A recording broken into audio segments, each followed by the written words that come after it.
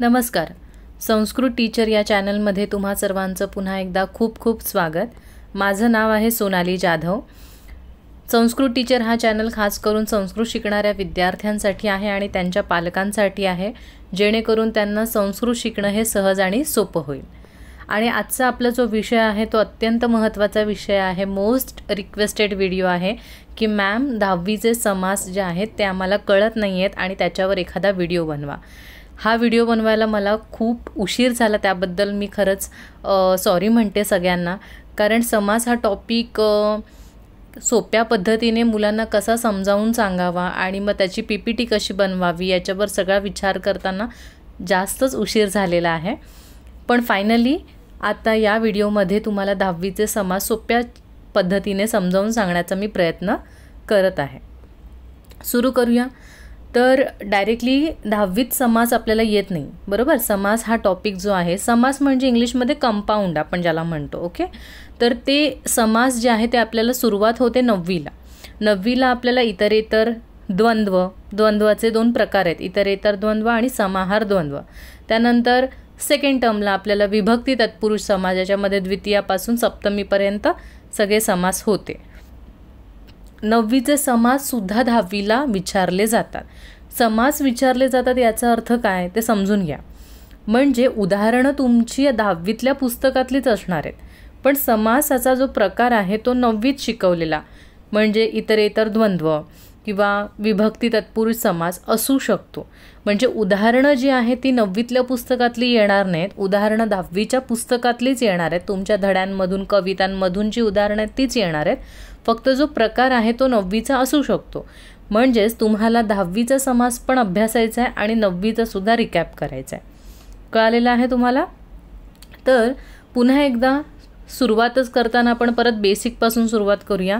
तर सोप्या शब्दात आपल्याला कुठेही डिटेलमध्ये जायचं नाही, व्याख्यामध्ये जायचं नाही आहे, डेफिनेशनमध्ये जायचं नाही. आपल्याला अगदी सोप्या पद्धतीने, म्हणजे हुशार विद्यार्थ्याला जितकं पटकन कळतं तितकंच साधारण लेवलच्या मुलालासुद्धा कळावं, ही माझी जेन्युइन इच्छा आहे प्रामाणिकपणे, की सोप्या शब्दामध्ये जे काही आहे ते शिकवायचं आहे. ठीक आहे. तर समास म्हणजे काय? सोप्या भाषेमध्ये समास म्हणजे शॉर्ट वर्ड, छोटासा वर्ड. आणि समास विग्रह याचा अर्थ काय होतो? तर लॉंग सेंटेन्स, म्हणजे मोठं वाक्य. For example puran poli. पुरणपोळी तुम्हाला सगळ्यांना माहिती आहे, सगळ्यांची फेवरेट पण असते, बरोबर की नाही. तर पुरणपोळी हा झाला समास मराठीत सांगायचं झालं तर, कारण ते एकदम छोटं बोलतो आपण, शॉर्टकटने बोलतो पुरणपोळी. पण समजा एखादा माणूस जर UP बिहारमधला असेल आणि त्याला पुरणपोळी कॉन्सेप्टच माहिती नाही, तर तुम्ही त्याला कसं समजावून सांगणार? तर तुम्ही त्याला असं समजावून सांगणार की बाबा पुरण टाकून बनवलेली किंवा लाटलेली पोळी. तर हे तुम्ही काय केलं? त्या पुरणपोळीचं एक्सप्लेनेशन केलं. सो जेव्हा तुम्ही एखादी गोष्ट डिटेलमध्ये एक्सप्लेन करता, लॉंग सेंटेन्स होतं ते, त्याला आपण म्हणतो समास विग्रह. ठीक आहे. अशी अनेक उदाहरणं आहेत, जसं की वडापाव मुंबईचा फेमस. तर आपण काय म्हणतो की वडापाव, पण ज्यांना जे बाहेर आहेत, बाहेरचे UP बिहार, त्यांना वडापाव ही कॉन्सेप्टच नाही माहिती. मग त्यांना आपण काय करतो, सांगतो की वडापाव कसा खायचा. मग कसं सांगतो? हा वडा आहे ना, तो पावाच्या मध्ये ठेवायचा, चटणी वगैरे टाकायची आणि खायचा. मग हे जे तुम्ही एक्सप्लेन करताय, what is mean by vada pav, ते तुमचं झालं समास विग्रह. हे अगदी सोप्या भाषेत तुम्हाला सांगितलेलं आहे. आता समासाचे प्रकार आहेत, ओके, टाईप्स ऑफ समास. तर कोणते कोणते आहेत? मी 9वीचं पण ॲड केलेलं आहे याच्यामध्ये. इतरेतर द्वंद्व जो आपल्याला महत्त्वाचा आहे, नय तत्पुरुष 10वीचा आहे, अव्ययीभाव समास आहे, कर्मधारय समास आहे, उपपद तत्पुरुष आणि विभक्ती तत्पुरुष हे एकातच येतात प्रकारात, आणि बहुव्रीही समास.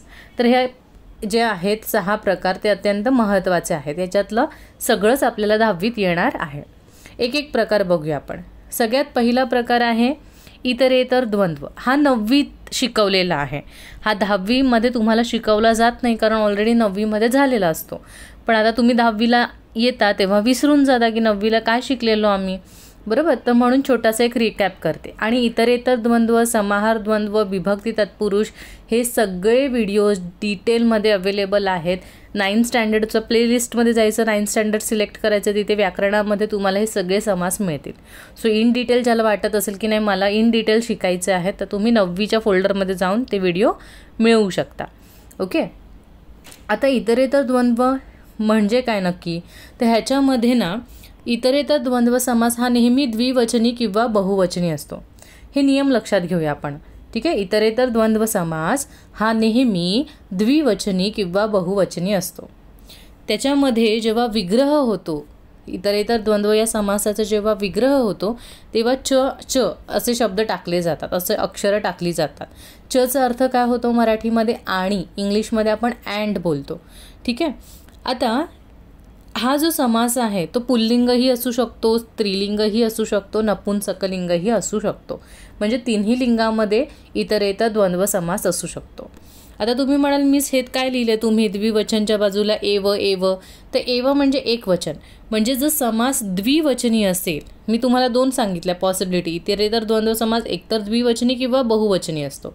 मग जेव्हा तुम्ही त्याचा विग्रह करताय, म्हणजे लॉंग सेंटेन्स बनवता, विग्रह करताय, तेव्हा द्विवचनीचा समास असेल, 2 म्हणजे द्विवचनी असेल तर तो जेव्हा स्प्लिट होणार, विग्रह म्हणजे स्प्लिट होतोय, तर तो एकवचनी असाच होतो विग्रह करताना.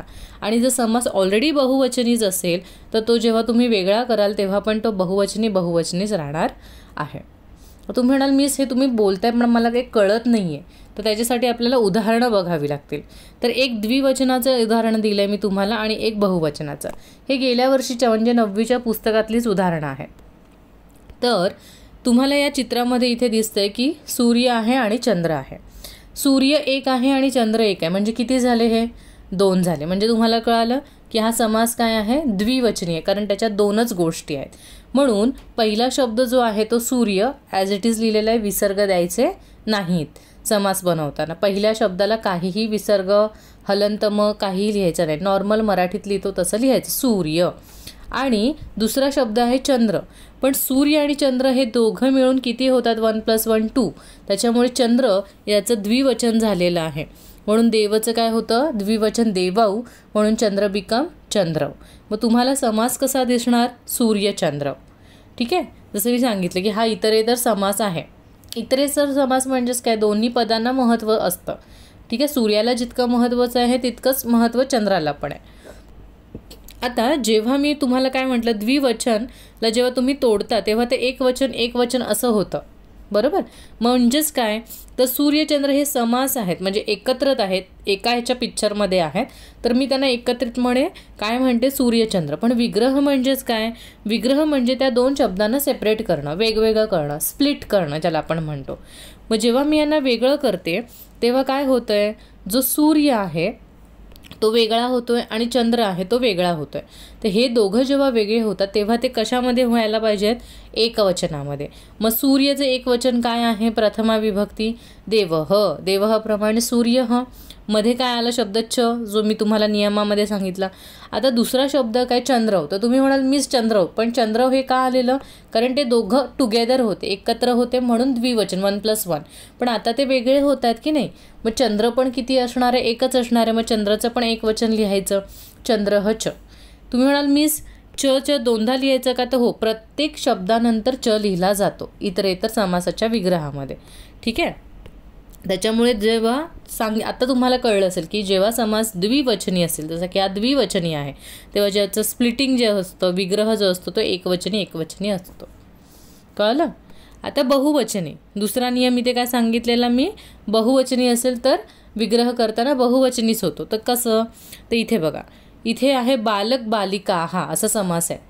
बालक बालिकाः. तर याच्यावरून आपल्याला काय कळतं? एंडिंगवरून काहावरून कळतं आपल्याला की हे देवाहाप्रमाणे किंवा मालाहाप्रमाणे बहुवचनी आहे. मग बहुवचनी असताना तुम्हाला 2 शब्द कळतात. एक शब्द आहे बालक आणि दुसरा शब्द आहे बालिका. सो 2 गोष्टी आहेत इथे. पण ते बालक पण, मुलं पण भरपूर आहेत आणि मुली पण भरपूर आहेत. मग जेव्हा तुम्ही त्यांना तोडता, विग्रह करता, तेव्हा पण ते काय राहणार आहे? बहुवचनीच राहणार आहे. मग बालकचं बहुवचन काय होतं? देवहचं देवाहा. बालकचं होणार बालकाहा, मध्ये च टाकायचा. आणि बालिकाहा हे ऑलरेडी बहुवचनीच आहे, ते कॉपी पेस्ट करणार ॲज इट इज आणि पुन्हा च टाकणार. म्हणजे तुम्हाला इथे कळतंय जेव्हा समास बहुवचनी असेल तेव्हा शेवटचा शब्द ॲज इट इज खाली लिहिला जातो. फक्त पहिल्या शब्दाचं आपल्याला काय करावं लागतं? बहुवचन करावं लागतं. समजले तुम्हाला? सो तुम्हाला इतरेतर द्वंद्व आणि समाहार द्वंद्व असे 2 प्रकार होते 9वीला. पण तुम्ही 10वीचं पूर्ण पुस्तक जेव्हा बघाल आणि त्यातली समासाची उदाहरणं काढाल तेव्हा तुम्हाला कळेल की 10वीला समाहार द्वंद्वचं कुठलंच एक्झाम्पल नाही आहे. त्याच्यामुळे तुम्हाला प्रॅक्टिस कोणत्या समासाची करायची ते इतरेतर द्वंद्व या समासाची तुम्हाला प्रॅक्टिस करायची आहे. आता तुमच्या 10वीच्या पुस्तकामध्ये इतरेतर द्वंद्वची किती उदाहरणं आहेत, तर ही इतकी उदाहरणं आहेत. ठीक आहे. तर पहिलं उदाहरण बघूया आपण. पहिलं एक्झाम्पल जे आहे ते आहे मृगशृगालव. सांगा बरं मला, मृगशृगालव हा शब्द कुठे बघितला तुम्ही? आठवा. Very good. दुसऱ्या धड्यात बघितला ना, व्यसनी मित्र परीक्षामध्ये. तर मृगशृगालव इकडे तुम्ही एंडिंगला बघाल औची मात्रा आहे. औची मात्रा म्हणजे काय आहे? वचन, द्विवचन. आणि मी तुम्हाला म्हटलं द्विवचन जेव्हा स्प्लिट होतं तेव्हा ते कशामध्ये ब्रेक होतं? एकवचन एकवचनमध्ये, बरोबर की नाही? मग मृगचं एकवचन काय आहे? प्रथमा विभक्तीच. विभक्ती प्रथमाच ठेवायचे. मृगचं एकवचन काय आहे? मृग ह, लाईक देव ह. आणि शृगालचं काय आहे? शृगाल पण देवप्रमाणेच चालतो, त्याच्यामुळे देवह प्रमाणे शृगालचं पण होणार शृगालह. आणि मध्ये काय टाकायचं आहे? शब्द झाल्यावर च आणि च, म्हणून याचा ब्रेक कसं झालं? मृगह च शृगालह च. सिम्पल, जसं चंद्र सूर्यसारखं. नंतर व्याघ्र भल्लुकाव. हा सांगा कोणत्या धड्यात आलेला आहे व्याघ्र भल्लुकाव? Very good. धेनोर व्याघ्र पलायतेमध्ये, बरोबर.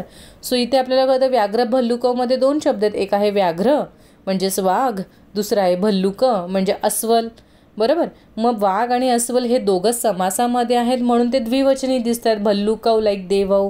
पण जेव्हा मी त्यांना वेगळं करते, अरे वाघ वेगळा आणि भालू वेगळा असं जेव्हा करते तेव्हा ते एकवचनी होत आहेत. मग व्याघ्रचं एकवचन काय आहे? म्हणजे देवचं. देवचं काय आहे? देवह, प्रथमा विभक्ती एकवचनम. तसं व्याघ्र बिकम व्याघ्रह. आणि भल्लुकचं पण सेम, भल्लुकह. मध्ये काय टाकायचं? च आणि च. नेक्स्ट एक्झाम्पल आहे शुकसारिकाहा. या काहावरून आपल्याला कळतं, सारिकाहावरून, की हे मालाहा प्रमाणे आहे म्हणजे हे बहुवचनी आहे. आता बघा द्विवचनची 2च एक्झाम्पल्स आहेत, पुढचे सगळे बहुवचनी आहेत. आणि मी काय म्हटलं रूलमध्ये, बहुवचनी जर स्प्लिट झालं, विग्रह झालं तर ते बहुवचनीच राहतं आणि दुसरा शब्द ॲज इट इज लिहिला जातो. त्याच्यामुळे शुकसारिकामधला सारिका हा ऑलरेडी बहुवचनी आहे, तो तसाच्या तसा लिहिलेला आहे, च लिहिलेला आहे. आणि पहिला शब्द फक्त तुम्हाला स्वतःहून बहुवचनी करायचं आहे. तर शुक, क एंडिंग आहे म्हणजे देव, व पर्यंत म्हणजे देवप्रमाणे चालणार अकारांत. मग देवाचं बहुवचन काय आहे? देवह, देवौ, देवाहा प्रथमा. सो देवाहा प्रमाणे शुकहचं काय झालं? शुकाहा. सेम सिनॅरिओ आहे, सेम गोष्ट आहे चोर लुंठकाहा. चोर आणि लुटारू 2 गोष्टी आहेत इकडे. तर लुटारू ऑलरेडी बहुवचनीमध्येच आहे, लुंठकाहा च लिहिलेला आहे. आणि चोरचं बहुवचन काय येणार? चोराहा. जसं देवचं देवाहा. ठीक आहे. अजून कवी पंडिताहा. कवी पंडिताहा कवितेतला शब्द आहे हा. सो कवी पंडिताहामध्ये पण आपल्याला कळतं पंडिताहा देवाहा प्रमाणे बहुवचनी आहे, मग तो ॲज इट इज लिहिला जाणार, च लिहिलं जाणार. आणि कवीचा टेबल तुम्हाला माहीत पाहिजे. कवीचं बहुवचन काय येतं? कवयः. ठीक आहे. त्याच्यामुळे इथे लिहायचं कवयःच पंडिताहाच. नंतर अजून एक उदाहरण आहे फेमस, धनधान्य पुष्प फलानी. हे कुठलं एक्झाम्पल आहे? किती फेमस आहे हे? आद्य कृषक पृथुवैने. Very good. सो ह्याच्यामध्ये 4 गोष्टी आहेत, धन आहे, धान्य आहे, पुष्प आहे आणि फ्रुट्स आहेत म्हणजे फलानी आहे. मग हे काय आहे? तर धन लास्टला दिसते, फलानी. फलानी बहुवचन म्हणजे हे सगळे बहुवचनामध्ये स्प्लिट होणार. ठीक आहे. मग धनानीच. तुम्ही म्हणाल मिस धनानी कसं? कारण धन शब्द नपुंसकलिंग, हे सगळे नपुंसकलिंग आहेत. नपुंसकलिंगाचा टेबल कोणता? वनम. मग वनम टेबल बोला. वनम, वने, वनानी. सो बहुवचनमध्ये वनानी, म्हणून धनमचं झालं धनानीच, धान्याचं झालं धान्यानीच, पुष्पचं झालं पुष्पाणीच आणि फलचं फलानी. होय ऑलरेडी जसंच्या तसं कॉपी पेस्ट करतो, जसं की इथे पण होतं. शेवटचा वड आपण कॉपीच करतो, कळलं. मग तुम्ही म्हणाल मिस सगळीकडे नी होतं, नळातलं न होतं आणि इथेच बाणातला का झाला? तर बाणातला होण्याचं कारण हा जो श आहे ना असा, त्या शचं जर प्रेझेन्स असेल तर काय होतं? तिथे बाणाचा ण होतो. हा एक नियम आहे. ठीक आहे. म्हणून बाणाचा णच लिहायचं आहे. सो किती एक्झाम्पल झाले बघा, वरती 4 एक्झाम्पल आणि खाली 6. म्हणजे तुमच्या अख्ख्या संपूर्ण 10वीच्या पुस्तकात इतरेतर द्वंद्व या समासामध्ये हे 6च एक्झाम्पल्स आहेत. सो तुम्हाला हे काय करायचे, व्यवस्थित पाठ करायचे आहेत जेणेकरून तुम्हाला समास करता येतील. पुढचा सगळ्यात सोपा समास 10वी मधला तो आहे नय तत्पुरुष समास. याला य असं बोललं जातं. ठीक आहे, ॲक्च्युली तो तसा असं साऊंड आहे, पण आता बोलताना आपण नय तत्पुरुष समास असं म्हणतो. सिंपल.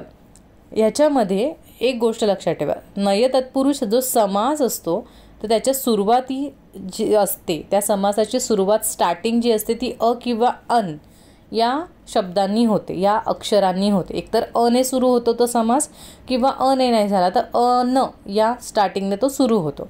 आणि या समासाचा विग्रह कसा ओळखायचा, तर तो नेहमी न या अक्षराने सुरू होतो.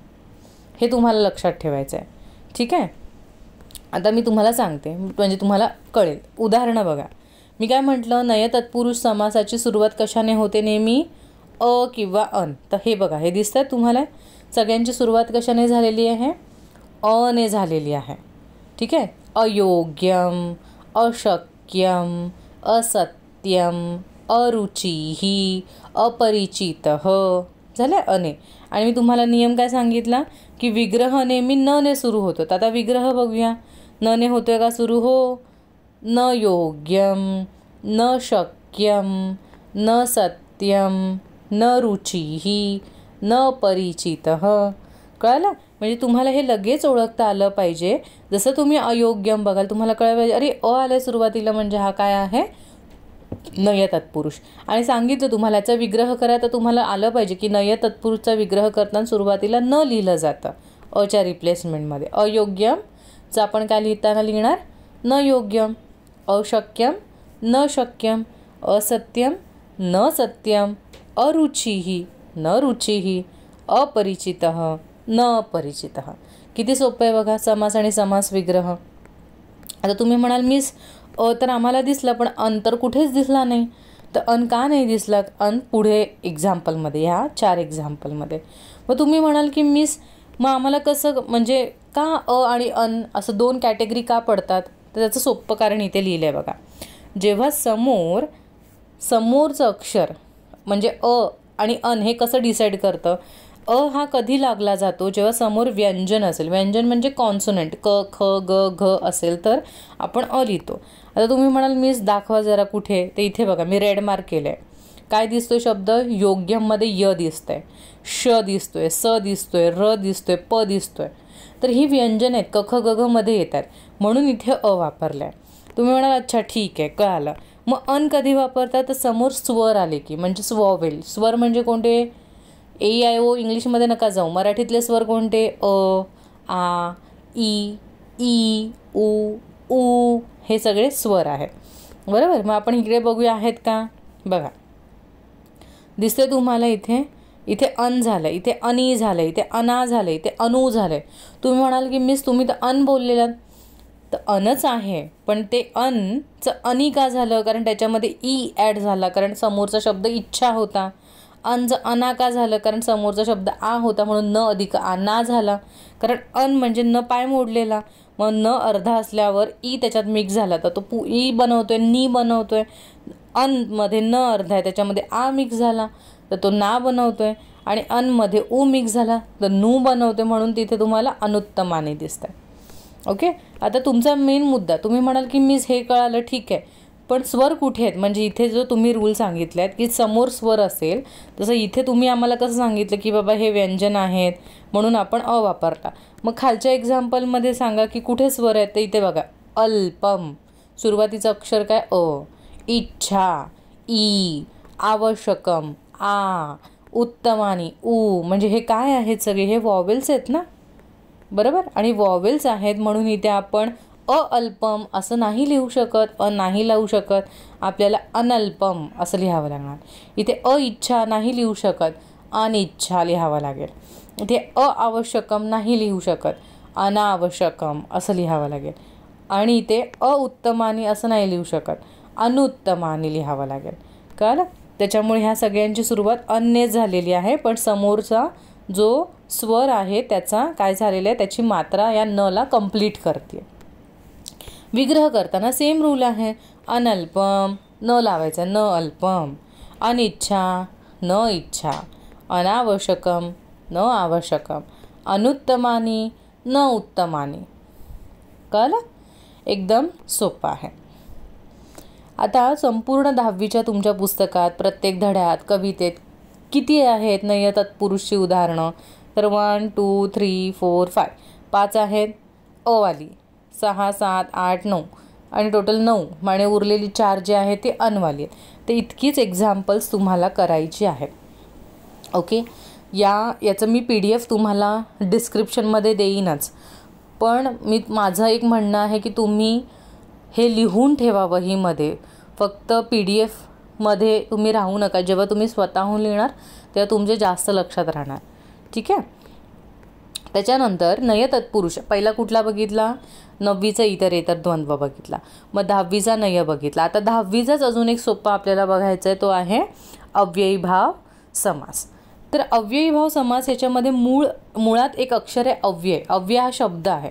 तर मुलांना अव्यय म्हणजे काय तेच कळत नसतं की काय मीन्स अव्यय म्हणजे. तर अव्यय हा शब्द जो आहे ना तो 2 शब्दांनी बनतो.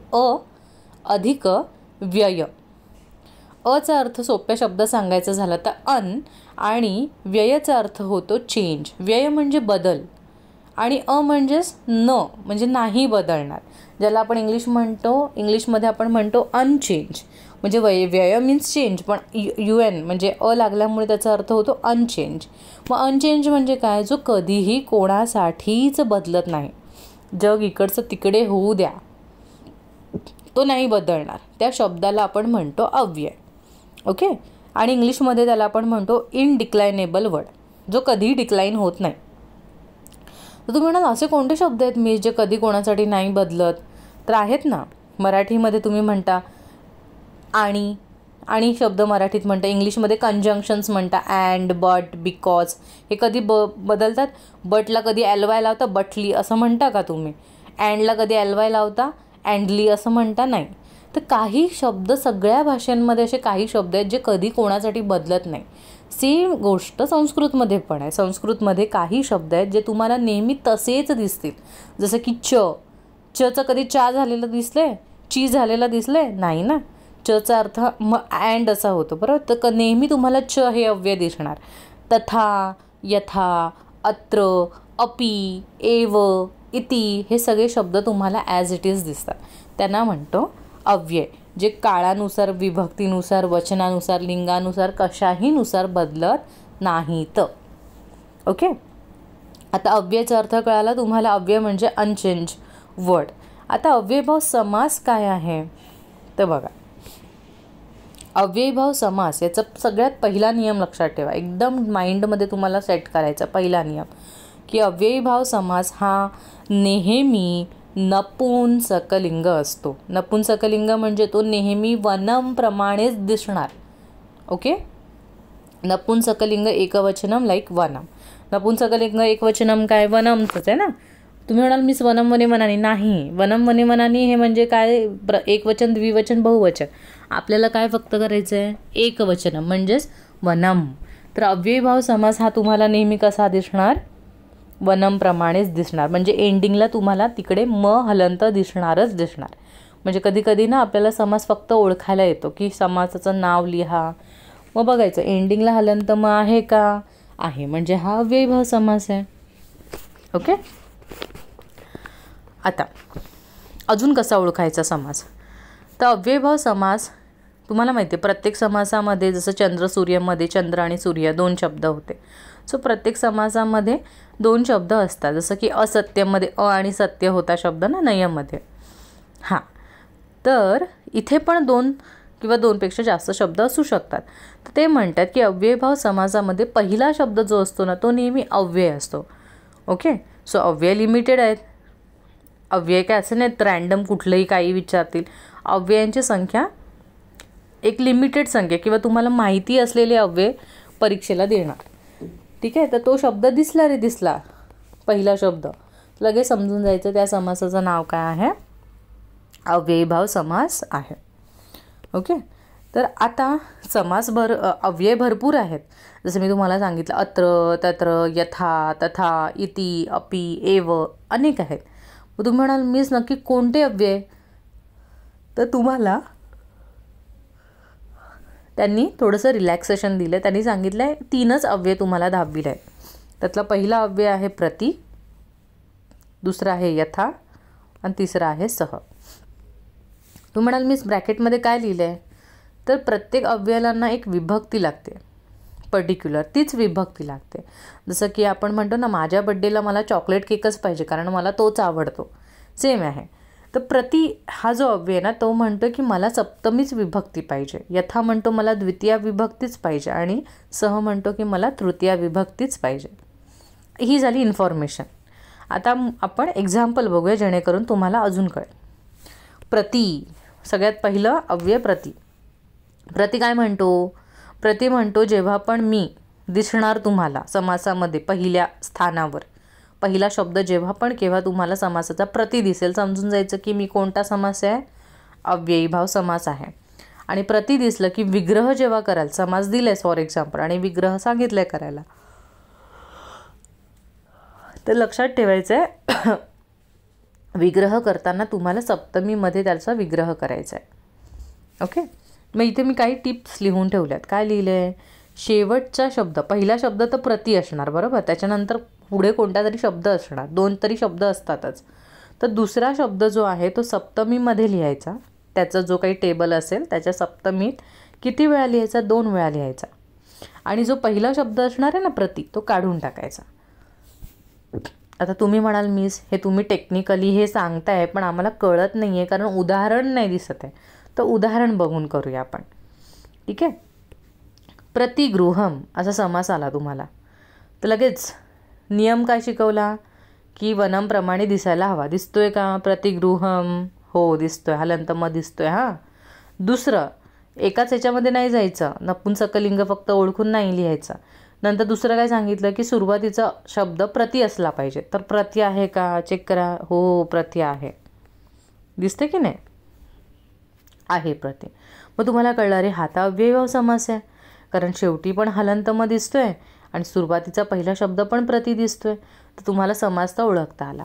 आता ठीक आहे, विग्रह कसा करणार, तर मी मगाशी सांगितलं की प्रति दिसला रे दिसला, त्याला सप्तमी पाहिजे. ओके, आणि पहिला जो प्रति शब्द जो आहे तो निघून जाणार, म्हणजे हे सगळं निघून जाणार आहे. मग दुसरा जो शब्द त्याची सप्तमी करायची. गृहम, गृहम शब्द वनमप्रमाणे आहे, वनमची सप्तमी काय होते, वने. मग गृहमची काय होणार सांगा, व्हेरी गुड, गृहे. पण ते 2दा लिहायचं, 2दा, गृहे गृहे. आता इथे पण सेम प्रतिदिनम, मग काय करणार, दिनमला 2दा लिहायचं सप्तमी, दिने दिने. पदम, पदमचं पण तेच आहे, वने वनेप्रमाणे, पदे पदे. आता मी इथे स्टार केलं आहे, स्टार केला म्हणजे हा व्हेरी व्हेरी व्हेरी इम्पॉर्टंट आहे. परीक्षेला हमखास हा विचारलाच जातो, कारण शिक्षकांना पण माहिती असतं मुलं हे हमखास चुकणार आणि म्हणून शिक्षक मुद्दामून मुलांना हा समास विचारतात. सो तुम्हाला स्टुडंटला काय राहायचं, अवेअर राहायचं की नाही आम्ही हे करूनच जाणार आहेत. तर हा शब्द आहे प्रत्यहन. प्रत्यहनमध्ये तुम्ही म्हणाल मीच इथे प्रति नाही आहे, तुम्ही तर म्हणालेले प्रति, तर ह्याच्यात प्रति आहे पण ते संधीत दिसत नाही कारण संधी आहे प्रति अधिक अहन आणि त्या संधीमध्ये तुम्हाला माहिती ईचं काय होतं, य होतं, म्हणून ती अधिक अ मध्ये त्य झालं आणि तुम्हाला दिसताना प्रत्यहन असं दिसतंय ते. ओके, तर पहिला शब्द प्रति काढून टाकायचा आहे नियमानुसार आणि दुसरा जो शब्द आहे अहन, अहनचा अर्थ होतो डे, दिवस. मग तुम्ही म्हणाल मीच प्रतिदिनम आणि प्रत्यहन सेम आहे, तर हो सेम आहेत, समानार्थी आहेत ते. पण अहनचा जो टेबल आहे तो वेगळा टेबल आहे. म्हणाल मीच आता परत तो टेबल पाठ करायचा, आधी काय टेबलची कमतरता आहे आमच्याकडे की अजून एक टेबल, तर मुळात आपल्याला टेबल पाठ करायची गरजच नाही कारण प्रति काय म्हणतं, मला फक्त सप्तमी विभक्ती पाहिजे आणि एकवचन पाहिजे. मग जसं की आपण इथे देवप्रमाणे देवे देवे देवे किंवा वने वने वनेप्रमाणे केलं, तसं अहनचं फक्त सप्तमी एकवचन लक्षात ठेवा, तर ते काय आहे अहनी. तेच 2दा लिहायचं, अहनी अहनी. ओके, कारण तुम्ही म्हणाल मिस का आहे तसं अहने अहने नाही लिहिलं आपण, कारण अहनचा तक्ता वेगळा आहे, त्याची सप्तमी अहनी होते आणि आपल्याला काय लिहायचे, सप्तमी लिहायचे. ठीक आहे, आता तुमच्या संपूर्ण पुस्तकामध्ये सगळे धडे बिडे सगळे आपण जर बघितले तर इतकी 4च एक्झाम्पल्स आहेत प्रतीचे. सो तुम्हाला एवढं पाठ केलं की झालं, टेन्शन गुल. ओके. नेक्स्ट आता आपण हे वालं केलं. ठीक आहे. प्रतीच्या नंतर काय होतं मी सांगितलं सेकंड यथा. तुम्हाला स्टार्टिंगला यथा दिसेल. आता यथा काय म्हणतोय बाबा, यथा म्हणतोय की नाही मला द्वितीय विभक्ती पाहिजे, मला सप्तमी नको आहे प्रतिसारखी, मला द्वितीय पाहिजे बाबा. मग इथे पण तेच करायचं. 2 शब्द असणार. पहिला शब्द यथा असणार तो काढून टाकायचा आहे. बरं. दुसरा शब्द जो आहे त्याची द्वितीय विभक्ती करायची आहे. आणि ते म्हणतात की समास लिहून झाल्यावर शेवटी अनुसृत्य हा शब्द लिहायचा आहे. तुम्हाला मीच एक्झाम्पल सांगितल्यावर कळतं. तर आपण एक्झाम्पल बघूया. आता इथे समास आहे यथेच्छम. आता लगेच मुलं म्हणजे मीच तुम्ही तर यथा म्हटलेलं, तिथे यथे झालं कारण हे संधी आहे. यथा अधिक इच्छा असे 2 शब्द आहेत. एकत्रित आले तर था म्हणजे आ साऊंड आणि समोरचा ई साऊंड दोघंही स्वर आहेत, त्याच्यामुळे ते थे ए साऊंड बनवतात. म्हणून तुम्हाला यथा असं नाही दिसत आहे प्रॉपरली, यथेच्छम दिसतंय. तर असं जरी दिसलं तरी समजायचं की हा अव्ययीभाव समास आहे. कारण मी काय सांगितलं ओळखायला, शेवटी हलंत म असणार, पहिलं अक्षर यथा असणार. तर यथा यथे काही दिसलं तरी पण तेच. तर तुम्हाला काय म्हटलं मी, पहिलं अक्षर यथा शक्तिम यथाक्रमम ही 3च एवढीच उदाहरणं आहेत. तर मी तुम्हाला काय म्हटलं, यथा सगळं जे आहे ते काढून टाकायचं. जसं प्रति काढून टाकलेलं ना आपण, सगळं रिमूव्ह. दुसरा शब्द आता यथेच्छममध्ये इच्छा हा दुसरा शब्द आहे, त्याची द्वितीय विभक्ती. मग मालाची द्वितीय काय होते, मालाम. टिंब देतो ना आपण, तसं इच्छाचं काय झालेलं इच्छाम. शक्तिम ऑलरेडी द्वितीयमध्येच आहे. क्रमम ऑलरेडी द्वितीयमध्येच आहे. ॲक्च्युली इच्छाम पण तुम्ही द्वितीयमध्येच आहे, पण हे काय झालं संधीमुळे काय झालेलं आहे. आणि अव्ययीभाव समासाची रिक्वायरमेंट काय असते, तो म्हणतो की तो वनमप्रमाणे दिसला पाहिजे, म्हणून तो यथेच्छाम असं नाही दिसत आहे, यथेच्छम दिसतोय वनमप्रमाणे. पण जेव्हा तुम्ही समास तोडणार, या यथाला आणि इच्छाला वेगळं करणार, तेव्हा इच्छाची द्वितीय विभक्ती काय होणार इच्छा. आणि तुम्हाला मी काय सांगितलं की सगळं लिहून झाल्यावर शेवटी अनुसृती शब्द लिहायचा आहे. तर आपण काय केलं, जे सेकंड शब्द होते त्यांची सगळ्यांची द्वितीय लिहिली. इच्छाचं इच्छाम, शक्तीचं शक्तिम, क्रमाचं क्रमम हे लिहिलं द्वितीय. आणि त्याच्या पुढे कंपल्सरी काय लिहिलं आहे शब्द मी, अनुसृत्य. क्लिअर. तर यथेच्छ म्हणजेच काय, इच्छा अनुसार. यथाशक्ती म्हणजे काय, तुझ्या शक्तीनुसार. यथाक्रमम म्हणजे काय, तुझ्या क्रमानुसार. ओके. नेक्स्ट तिसरा महत्त्वाचा अव्यय जो आहे, तिन्ही अव्यय महत्त्वाचे आहेत. प्रति, यथा आणि आता शेवटी राहिला सहला लागते तृतीय विभक्ती. मग आपण बघूया नियम बघूया आधी. तो म्हणतोय की दुसऱ्या परत तेच पहिला शब्द जो आहे हा असणार पहिला शब्द. सची बाराखडी, स सा सी सू सगळं काहीही असू शकतं याच्यापैकी. ते म्हणतात ते काढून टाकायचं. जसं प्रतीच्या वेळेला प्रति काढून टाकलं, यथाच्या वेळेला यथा काढून टाकलं, तसं सहच्या एक्झाम्पलमध्ये पहिलं तुम्हाला जो शब्द दिसेल तो सने सुरू होणारा, स सा सी सू असं काही दिसेल ते काढून टाकायचं. मग राहिला दुसरा शब्द. बरोबर. जसं प्रतीचा दुसरा शब्द आपण सप्तमीत 2दा लिहिला, यथाचा दुसरा शब्द आपण द्वितीयमध्ये लिहिला, तसंच इथे जेव्हा तृतीय दुसरा शब्द जो असणार आहे, स सा सी वगैरे काढून टाकल्यावर जो दुसरा शब्द असणार आहे त्याला आपल्याला तृतीयमध्ये कन्वर्ट करायचं, तृतीय विभक्तीमध्ये. ठीक आहे. आणि शेवटी आपल्याला जसं मी वरती म्हटलं ना इथे यथाच्या वेळेला की सगळ्यात शेवटी आपल्याला अनुसृत्य असं लिहायचं आहे शब्द, तसं इथेच काय म्हणतात ती लोक की सगळं म्हणजे तृतीय झाली करून, दुसऱ्या शब्दाची तृतीय विभक्ती झाली की तुम्हाला शेवटी सह लिहायचं. म्हणाल मी जरा उदाहरणं घेऊया. बघा ही उदाहरणं आहेत. इथे तुम्हाला दिसते सकोपम, सानंदम, सस्नेहम, सवेगम, सविनयम, सपरिवारम. इथे तुम्हाला काय दिसतंय, सुरुवात स सा स दिसते की नाही. मग मी काय म्हटलं ते काढून टाकायचं सगळं, तर काढून टाकलं. मग सेकंड वर्ड काय, कोप म्हणजे राग. देवप्रमाणे चालणार, देवचे तृतीय देवेनं, कोपचं झालं कोपेनं. मग नंदनम, मग तुम्ही म्हणाल नंदन कुठला शब्द आहे, तर नंदन नाही, तो सानंद म्हणजे आनंद शब्द आहे, त्याच्यात आनंद संधी झालेली होती म्हणून आ दिसत नाही. तर आनंद जसं देवचं देवेनं, आनंदाचं आनंदेनं, स्नेहाचं स्नेहेनं, वेगाचं वेगेनं, विनयाचं विनयेनं, परिवारचं परिवारेनं. झालं की नाही. सगळ्यांना काय केलं, तृतीयात केलं. आता इथे ना मुलं जरा गोंधळ करतात कधी कधी. ते म्हणतात मिस कोपम शब्द आहे ना, मग कोपमेनं असं पाहिजे नाही. तर हे हालंत मग आपल्याला विचारात घ्यायचं नाही, तो काढून टाकायचा आपल्याला. कोप शब्द आहे कोपेन, आनंद आनंदेन, स्नेह स्नेहेन, वेग वेगेन, विनय विनयने, परिवार परिवारेण. म नाही घेत आपण. कारण तुम्ही वनमचा टेबल जर तुम्हाला माहिती असेल तर वनमची तृतीय काय होते, वनेन होते ना. वनमेन होते का सांगा, नाही ना. ओके. आणि मी तुम्हाला जसं नियमामध्ये सांगितलं की नंतर सगळं लिहून झाल्यावर सह लिहायचं त्याच्या पुढे. म्हणून इथे बघा कोपेन सह, आनंदेन सह, सह सह लिहून टाकले. ठीक आहे.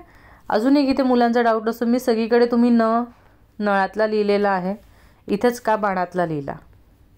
कारण इकडे काय झालेलं आहे, परिवारमधला हा र आलेला आहे.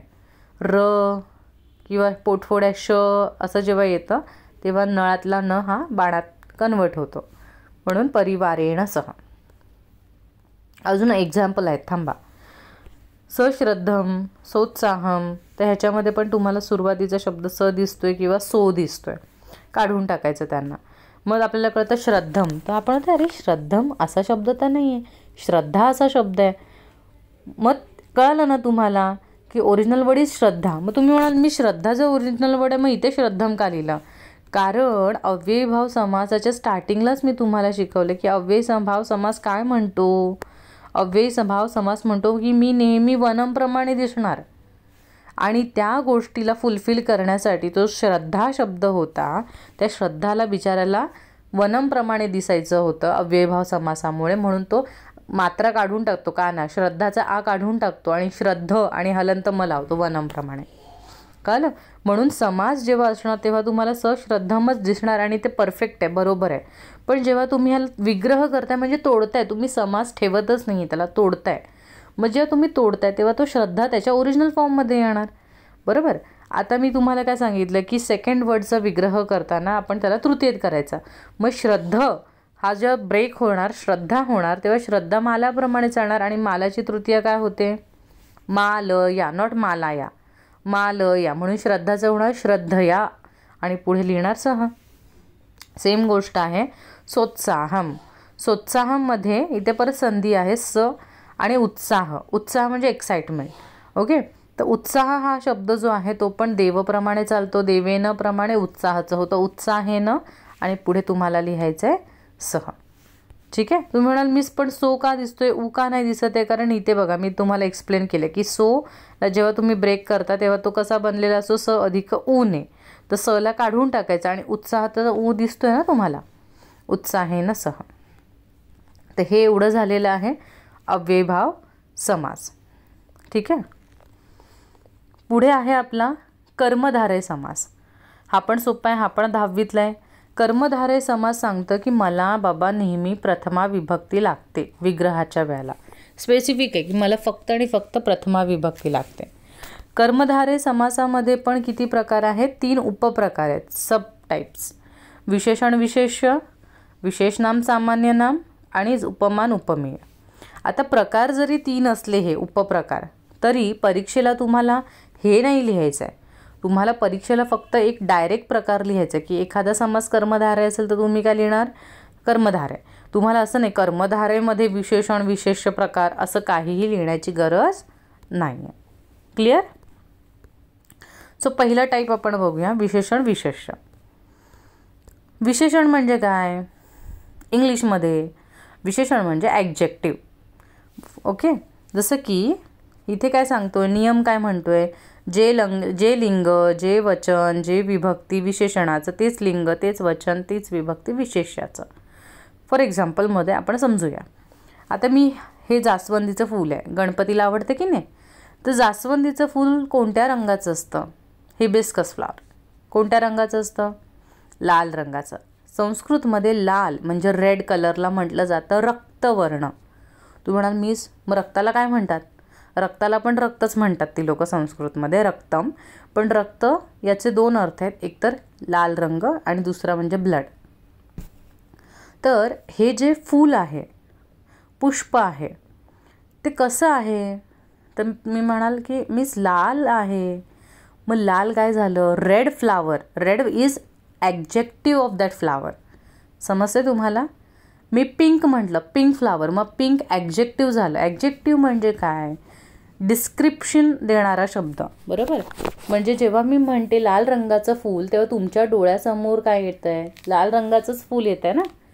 मी जेव्हा तुम्हाला म्हणते पिवळ्या रंगाचं फूल, तर तुमच्यासमोर पिवळ्या रंगाचं फूल येतं आहे. पण मी जेव्हा तुम्हाला म्हणते फक्त फूल, तेव्हा तुमच्या मनात कुठल्याही प्रकारचं फूल येऊ शकतं. 10 जण आहात आता माझ्यासमोर, आता मी म्हटलं की हे फूल बघा, तर प्रत्येक मुलाच्या डोक्यामध्ये वेगवेगळी फुलं येणार आहेत. पण जर मी म्हटलं स्पेसिफिकली की लाल रंगाचं फूल बघा, तर भले जात वेगळी असेल त्या फुलाची, पण सगळ्यांच्या माइंडमध्ये लाल रंगाचंच फूल येणार. कळलं? ही मॅजिक जी आहे ती कोणाची? ॲडजेक्टिव्हची, म्हणजे विशेषण. विशेषण म्हणजे त्याच्याबद्दल विशेष माहिती सांगणारा शब्द. तर आपल्याला बघायचं काय की पुष्पम हा नपुंसकलिंग शब्द आहे, म्हणून रक्त याचं पण सेम तो कॉपी करतो, म्हणजे राईम करतोय तो. पुष्पम, रक्तपुष्पम हा समास झाला. आणि त्याचा जेव्हा विग्रह बघाल, म्हणजे जेव्हा ह्याला तोडाल, लालला तोडलाय, लाल आणि फूल हे दोन जर सेपरेट केले, तर फुलाचं जे हे आहे लिंग विभक्ती वचन तेच घेणार. जसं पुष्पम नपुंसकलिंग आहे, तर रक्तचं पण काय झालं? रक्तम नपुंसकलिंग झालं. पण तेच गोष्ट जर मी रक्त शाटिका म्हटलं, शाटिका म्हणजे साडी, रक्त म्हणजे पुन्हा रेड कलर. आता हा झाला समास रक्त शाटिका. याला जर मला तोडायचं, या समासाला लालला वेगळं करायचं, साडीला वेगळं करायचं सेपरेट, तर साडी शब्द second word as it is राहतो, नेहमी लक्षात ठेवा. सो शाटिका ॲज इट इज राहणार. पण जो रक्त वर्ड होता तो रक्तम होणार का? नाही, कारण आता त्याच्या बाजूला नपुंसकलिंग वर्ड नाही, स्त्रीलिंगी वर्ड आला आहे शाटिका. मग रक्त हे काय होणार? रक्ता शाटिका. रक्त शब्द स्वतःला आ लावून घेणार, कारण शाटिकाला आ आहे, स्त्रीलिंगी आकारांत. सो रक्ता शाटिका म्हणजे रेड कलरची साडी. त्याच्यानंतर पुढचा शब्द बघा, रक्तध्वज, लाल रंगाचा ध्वज म्हणजे झेंडा, फ्लॅग, रेड फ्लॅग. ओके, तुम्ही कोणाच्या आयुष्यामधले रेड फ्लॅग नाही आहेत ना? माहिती आहे ना तुम्हाला रेड फ्लॅग आणि ग्रीन फ्लॅगची थीम? यंग जनरेशनला सगळं माहिती असतं. ओके, सो इथे रेड फ्लॅग दिलेला आहे. रेड फ्लॅग म्हणजेच काय? तर रेड फ्लॅग म्हणजे लाल रंगाचा झेंडा. आता इथे परत रक्त हाच वर्ड आहे, म्हणजे रक्त हा दिस इज कॉमन वर्ड, बरोबर, रंग करून, कलर करून. पण जेव्हा तुम्ही विग्रह करताय तेव्हा त्याच्या बाजूचा जो शब्द आहे तो अफेक्ट करतोय. जसं पुष्पम होतं, सो रक्त बिकम रक्तम. शाटिका होतं फिमेल, तर रक्त बिकम रक्ता. आणि आता ध्वज पुल्लिंग झालंय, तर रक्त बिकम रक्त. म्हणजे काय करतोय ते? बाजूवाल्याला सेम टू सेम कॉपी करण्याचा प्रयत्न करतो, राईम करतो त्याच्यासोबत. जे लिंग या शब्दाचं आहे तेच लिंग तो घेतोय. कळलं? म्हणजे याला काय म्हणतात? रक्त, याला म्हणतात विशेषण ॲडजेक्टिव्ह, आणि ह्याला काय म्हटलं जातं? विशेष्य. सो विशेष्याचं जे लिंग आहे तेच लिंग कोण घेते? विशेषण घेत आहे. ठीक आहे. आता हे आपण जेंडर चेंज केलं. आता आपण समजा वचन चेंज करून बघूया, सिंग्युलर, ड्युअल, प्लुरल असं करून बघूया. तर आता समजा पुष्पम होतं, त्याला मी बहुवचन करून टाकलं. एक फूल नाही, अनेक फूल आहेत जास्वंदीचे, अनेक. तर पुष्पाणी झालं, तर पुष्पाणी, रक्तपुष्पाणी झालं. आता पुष्पाणी हा सेकंड वर्ड विग्रहामध्ये जसाच्या तसा राहणार. पण रक्त जो शब्द होता तो काय होणार? रक्तम होणार का? नाही, पुष्पाणीला कॉपी करायला जाणार तो काय होणार? रक्तानी. रक्तानी पुष्पाणी, लाल रंगाची फुले. Okay, next. आता साडी, तिथे एक साडी होती ना, रक्त शाटिका. मी साड्या अनेक केल्या, मी म्हटलं शाटिका हा, माला हा प्रमाणे. मग रक्त कसं राहणार? रक्ता राहणार का फक्त? नाही, तो त्याला कॉपी करणार. शाटिका हा आहे ना, मग मी पण रक्ता हा असं होणार ते. म्हणजे लाल रंगाच्या अनेक साड्या. त्याच्यानंतर 2 झेंडे, 2 ध्वज, ध्वजव, देवप्रमाणे ध्वजव झाला.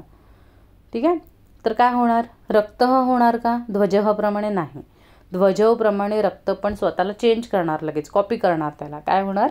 रक्तौ ध्वजव.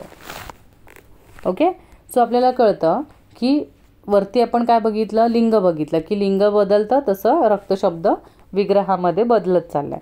आणि नंतर बघितलं की अरे वचन बदललं, जसं पुष्पाणी बहुवचन तर रक्ताने बहुवचन, तर शाटिका बहुवचन तर रक्त हा बहुवचन. तर हे सुद्धा काय होतं? वचन बदललं की विशेषाचं वचन बदललं की विशेषणाचं पण वचन बदलत आहे. आता विभक्ती बघूया, तिसरा फॅक्टर, की विभक्ती बदलली तरी पण बदलतं का? विशेषण तर हो. जसं की इथे पुष्प शब्द होता बरोबर की नाही आपला पहिला, तर पुष्पला मी षष्ठी लावली, पुष्पस्य. मग रक्ताचा विग्रह करताना पण काय केलं आहे बघा, रक्ताचं काय झालं षष्ठी, रक्तस्य पुष्पस्य. इथे वरती तुम्हाला सगळीकडे रक्त शब्द दिसणार कारण तो समास आहे, एकत्रित आहेत ना ते दोन शब्द. पण जेव्हा त्यांना मी तोडते, दोन वेगळे वर्ड बनवते, तेव्हा ते एकमेकांना काय करतायत, पुष्पला बरोबर कॉपी त्याचं विशेषण करताय. पुष्पचं पुष्पस्य तर रक्तस्य. ओके. आता शाटिका शब्द होता साडीला, त्याची तृतीया केली मी शाटिकया, मालयाप्रमाणे. तर लगेच रक्तचं पण झालं रक्तया. ध्वजे, ध्वजे ही सप्तमी विभक्ती आहे वनेप्रमाणे किंवा देवेप्रमाणे. मग रक्ताचं पण लगेच काय झालं, रक्ते. समजलं तुम्हाला. सो रक्त बिकम रक्ते. म्हणजे जर विभक्ती ते सप्तमी विभक्ती ध्वजेची तर रक्ताची रक्ते. इथे शाटिका तृतीया तर रक्ताची रक्तया तृतीया. इथे पुष्पस्य षष्ठी तर रक्तस्य पण षष्ठी. ओके. सो तुम्हाला कळालेलं आहे. आता उदाहरणं बघूया. आता लक्षात घ्या, मी तुम्हाला जेव्हा उदाहरणं सांगते या सगळ्या अख्ख्या व्हिडिओमध्ये, ती तुमच्या समास, तुम्हाला माहिती आहे ना पुस्तकामध्ये समास हे एका पर्टिक्युलर सेक्शनमध्ये शिकवलेलं आहे, तर त्यातली पण उदाहरणं मी इथे घेतलेली आहेत या व्हिडिओमध्ये. आणि तुमच्या प्रत्येक चॅप्टरमध्ये जे उदाहरणं आहेत ती उदाहरणं पण या व्हिडिओत आलेली आहेत. म्हणजे हा कंप्लीट पॅक आहे. म्हणजे तुम्ही एवढी उदाहरणं केलीत आणि एक्झामला गेलं तर हमखास तुम्हाला ह्याच्यातून येणारच येणार. तुम्हाला असं नको की मी अजून वेगळी करू. कारण मी आता कुठल्या ब्रँडचं नाव नाही घेत आहे, टेक्स्टबुक किंवा डायजेस्टचं, पण काही असे डायजेस्ट आहेत ज्याच्यामध्ये भरमसाठ उदाहरणं समासाची खोदून खोदून काढून दिलेली आहेत मुलांना. मग अशी खूप उदाहरणं बघितल्यावर मुलांना वाटतं अरे बाप रे इतके समास करायचे आहेत, आणि मुलांना निगेटिव्ह होतात. किंवा पॅरेंट्स जे अभ्यास घेतात त्यांना पण माझी ही रिक्वेस्ट आहे की मुलांना समास काय आणि समासाचा प्रकार काय, एखादं दुसरं एक्झाम्पल असं समजावून सांगा. कारण तुम्ही खोदून खोदून काढाल तर प्रत्येक कुठला ना कुठला शब्द समास हा असू शकतो आणि मग ते मुलांवर बर्डन होतं. त्याच्यामुळे मुलांना लॉजिक समजावून सांगा, व्याकरण समजावून सांगा, जेणेकरून कुठलाही शब्द दिला तर मुलांना ते इझिली प्रकार ओळखून सोडवता आलं पाहिजे. कळलं. फक्त डायजेस्टवाल्यांनी एवढं सगळं दिलेलं आहे म्हणून तीच लिस्ट मुलांना द्यायची आणि हे पाठ करून ठेव, तर ह्याला काही अर्थ नाही आहे. कारण मुलांना ते समजत नाही, मुलं फक्त घोकमपट्टी करत आहेत. ओके. सो या व्हिडिओमध्ये जेवढी एक्झाम्पल्स आहेत तेवढे इनफ आहेत. त्याच्या व्यतिरिक्त तुम्हाला काहीही करण्याची गरज नाही. आणि तुम्हाला मी हे खोटं असं बोलायचं म्हणून बोलत नाही किंवा मुलांना कमी अभ्यास मिळावा म्हणून मी असं काही सांगत नाही आहे. तर तुम्ही स्वतः ट्राय करा. ह्या व्हिडिओमधली जे एक्झाम्पल्स आहेत या पर्टिक्युलर प्रकारांमधले, ती तुम्ही एका पेजवर लिहा आणि जेव्हा तुमचा शाळेत क्लासमध्ये कुठेही पेपर झाला की तुम्ही बघा ह्यातलं एक्झाम्पल त्यात आहे की नाही आहे. ओके. चला गप्पा बस. आता सुरू करूया. कर्मधारय. कर्मधारय समास. पहिलं विशेषण विशेष्य प्रकारामध्ये इथे समास आहे रक्तपुष्पम. बरोबर. रक्तपुष्पम असा समास आहे. लाल रंगाचं फूल, तेच मगाशी घेतलं ते. तर कधी लक्षात ठेवा, समासामध्ये सेकंड वर्ड हा ॲज इट इज विग्रहामध्ये लिहिला जातो. पुष्पम तसंच लिहिला जाणार. पुरुषः, शुकाः, वर्णाः, वृक्षा ॲज इट इज लिहिलेले आहेत. हे एक ट्रिक आहे, हे लक्षात ठेवायचं हां. म्हणजे जे काही गोंधळ करायचा आहे तो पहिल्या शब्दाबरोबर होतो. तर आता इथे रक्त शब्द आहे बरोबर. मग ह्याच्यात बदल होणार. तर हा बदल काय करणार, बाजूवाल्याला बघून करणार. तर हा पुष्पम आहे ना, मग हा म्हणणार मी तसंच बनणार रक्तम. त्याच्यानंतर इथे पुरुषः आहे, मग हा स्थूल विचार करणार. शह विसर्ग लावले, मी पण विसर्ग लावणार. स्थूलः पुरुषः. नंतर हा शुकाः बहुवचन. मग इथे माझं चुकलं हां जरा इथे टाईप करताना. इथे येणार हरिताः. त्याच्यानंतर होणार, इथे पण चुकलं सॉरी, इथे तर म्हणणार वर्णाः, तर मी पण इथे चेंज करणार आणि काय म्हणणार विविधाः. ओके. नेक्स्ट वृक्षाः, इथे नाही चुकलेला बघा. हा म्हणणार बहुवचन, मी पण करणार उन्नताः. ठीक आहे. मग तुम्हाला कळतंय का विग्रह करताना ते काय करतायत, विग्रह म्हणजे हे शब्द जेव्हा तुटतात बघा ना, सेपरेट सेपरेट आहेत ना, शब्द तुटलेले आहेत हे. आता तो समास नाही राहिलेला आहे. मग जेव्हा समास तुटतो, विग्रह होतो, तेव्हा तो काय करतो, कर्मधारय काय करतो, एकमेकांना कॉपी करत असतो. आता पुढे दीर्घ यष्टिका, 2 शब्द आहेत, दीर्घ आणि यष्टिका. तर यष्टिका शब्द ॲज इट इज आहे. मग दीर्घ कसा बनणार, यष्टिका आकारांत, मग दीर्घ बिकम दीर्घा. नंतर प्रिय भाषा, 2 शब्द आहेत, भाषा आकारांत, मग प्रिय पण काय म्हणणार, मी पण तसाच दिसणार, प्रिया असं होतं आहे. आता ही जी एक्झाम्पल्स आपण बघितले, हे तुमच्या समास जिथे शिकवलेलं आहे ना कर्मधार आहे ते एक्झाम्पल्स आहेत. ठीक आहे. आणि आत्ता जी ही उदाहरणं बघतो ती तुमच्या चॅप्टर्समधली आहेत. आता बघूया कोण ओळखतं हे. प्रथम दर्शनम हे कुठे वाचलेलं, आठवते कोणत्या धड्यात वाचलेलं, आठवा. याच्यावरून कळतं की तुम्ही धडे वाचत नाही आहात संस्कृतमधले. का नाही वाचत आहेत धडे हे खूप इम्पॉर्टंट आहे, धडे रीडिंग करणं. प्रथम दर्शन हा शब्द व्यसनी मित्र परीक्षेमध्ये तो कावळा म्हणतो बघा रागावून कोणाला, कोल्हा म्हणतो ना कावळ्याला की तू सुद्धा प्रथमदर्शनी, तू सुद्धा ह्याला जेव्हा पहिल्यांदा भेटलेला तू पण अपरिचितच होतास ना, तर ते आहे प्रथमदर्शनम. तर प्रथमदर्शनममध्ये तुम्हाला कळतं आहे की हे विशेषण विशेष्य आहे. कुठलं दर्शन, पहिलं दर्शन. सो प्रथम इज विशेषण. तो दर्शनम शब्द ॲज इट इज लिहितो आणि प्रथम त्याला कॉपी करायला जाणार, मग दर्शनम म्हणून प्रथम बिकम प्रथमम. नेक्स्ट बालसूर्य हे कुठे वाचलेलं, व्हेरी गुड, अमूल्यम कमलममध्ये. त्या कमळाचं वर्णन आहे ना, बाल सूर्य बिंब इव ते. तर इथे सूर्य कसं सूर्य, बाल सूर्य, लहान सूर्य, बरोबर. त्याच्यामुळे सूर्य शब्द ॲज इट इज आणि बाल जो शब्द असतो तो सूर्याला कॉपी करतोय, बालह बनतोय सूर्यह प्रमाणे. विविध बीजानी कशात आलं हा शब्द, व्हेरी गुड, आद्यकृषक पृथुवैन्यामध्ये. तो बीजानी हा शब्द ॲज इट इज राहणार आणि मग विविध कसं म्हणणार, त्याला कॉपी करणार, विविधानी. नेक्स्ट सूक्ष्मकणा हा कसं आहे, कुठल्या चॅप्टरमध्ये, स एव परमाणू, व्हेरी गुड. सो कणा हा तसंच लिहिणार, मग सूक्ष्मचं काय होणार, सूक्ष्मा. नेक्स्ट आहे विनीत वेशः. सो वेशः शब्द ॲज इट इज, मग विनीत पण काय करणार, त्या वेशाला कॉपी करणार. इथे विसर्ग राहिलेत ना माझे, विनीतः वेशः. प्रथम दिनम कोणता दिवस, पहिला दिवस. सो दिनम शब्द ॲज इट इज आणि प्रथमला काय झालं, टिंब दिला, प्रथमम दिना. पुढे भरपूर एक्झाम्पल आहेत कर्मधारायचे. तीक्ष्ण तुंडम हे जटायू शौर्यमधलं आहे. जटायूची चोच कशी असते, तीक्ष्ण असते. सो तुंडम शब्द ॲज इट इज राहणार आणि म्हणून तीक्ष्ण शब्दाला पण आपण टिंब देणार, तीक्ष्णम तुंडम.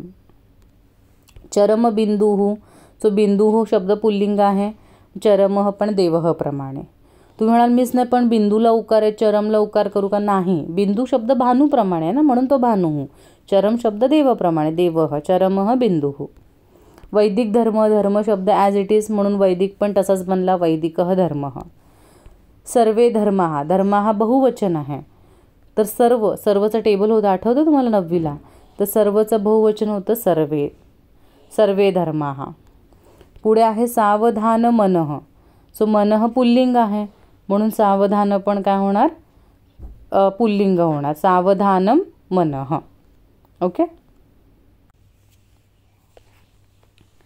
सावधान आणि मनः हा मनसच्या टेबलप्रमाणे चालतो, त्याच्यामुळे त्याचं प्रथमा मनः होते आणि सावधान नपुंसकलिंग आहे, वनमप्रमाणे चालतं म्हणून त्याचं प्रथमा तुम्हाला वनमप्रमाणे दिसते. पण दोन्ही पण शब्द प्रथमा विभक्तीतच आहेत, कारण कर्मधारायचा रूल काय आहे की विग्रह नेहमी प्रथमा विभक्तीतच झाला पाहिजे. पुढे आहे क्षुद्रबुद्धी. कंटिन्यू आहेत, अजून हेच उदाहरणं चालू आहेत.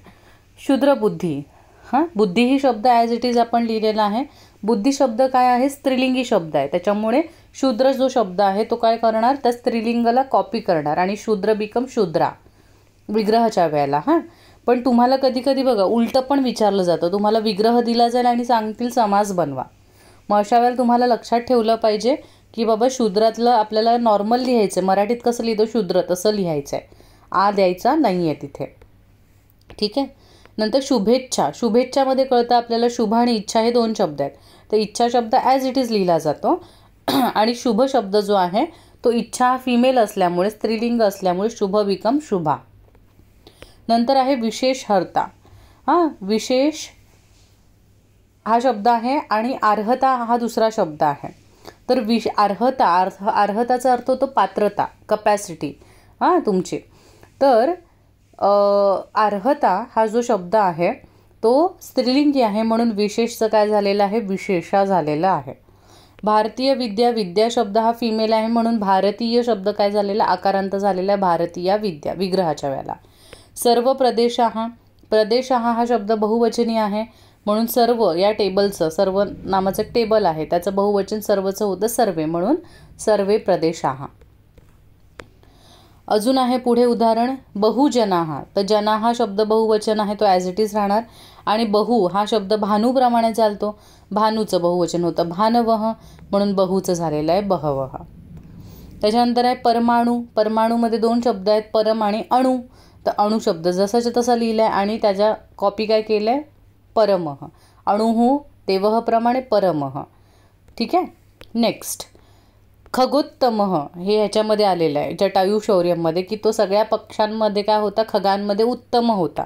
तर हे एकच एक्झाम्पल आहे की विशेषण काय गेले, पुढे गेले आणि शब्द मागे आलेला आहे.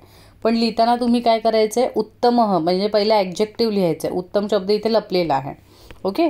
उत्तमः आणि खग शब्द ॲज इट इज राहणार, उत्तमः खगः. तर हे जरा व्यवस्थित लक्षात ठेवा, परीक्षेला हे विचारलं जातं. खगोत्तमः, उत्तमः खगः, उत्तम असा पक्षी. त्याच्यानंतर अजून काही एक्झाम्पल आहेत जे मी वेगळ्या पानावर घेतलेले आहेत. का, कारण ते जे एक्झाम्पल्स आहेत हे महत या उदाहरणाने चालू होतात. मह या शब्दाने. फॉर एक्झाम्पल महर्षी, महाविद्यालयः, महोदधीः, महाकाव्यम या प्रकारे चालू होतात आणि परीक्षेला ती हमखास विचारली जातात म्हणून आपल्याला त्यांचा नीट अभ्यास करायचा आहे. तर लक्षात ठेवा महत्चा एक तक्ता असतो. तर तुम्ही म्हणाल परत तक्ता करायचा का, नाही, आपल्याला आता तक्ते नाही करायचं, आपल्याकडे ऑलरेडी पेंडिंग तक्ते आहेत करण्याचे, बरोबर की नाही. तुमच्या अर्धे जणांचे अर्धे तक्ते पाठच नसतील, तर हे नवीन मी ॲड नाही करत आहे. पण महत्त्वाचे जे शब्द आहे ते तुम्हाला लक्षात ठेवायचं आहे. जसं की महान हे कधी म्हणतो आपण, जेव्हा शब्द पुल्लिंग असेल तेव्हा.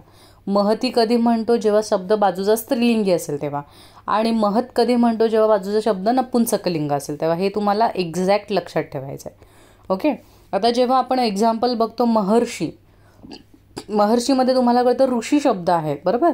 तो ऋषी जो शब्द आहे तो पुल्लिंग आहे म्हणून आपण वापरलं तिथे महान ऋषी. हे महाविद्यालयमध्ये विद्यालय शब्द जसाच्या तसा लिहिणार, विद्यालय शब्द पुल्लिंग म्हणून त्याचा विग्रह करताना महान विद्यालय असा करणार.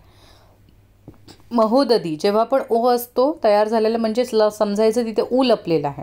तर ॲक्च्युअल वर्ड इज उदधी. उदधी म्हणजेच ओशन, समुद्र मोठा, महासागर. ओके.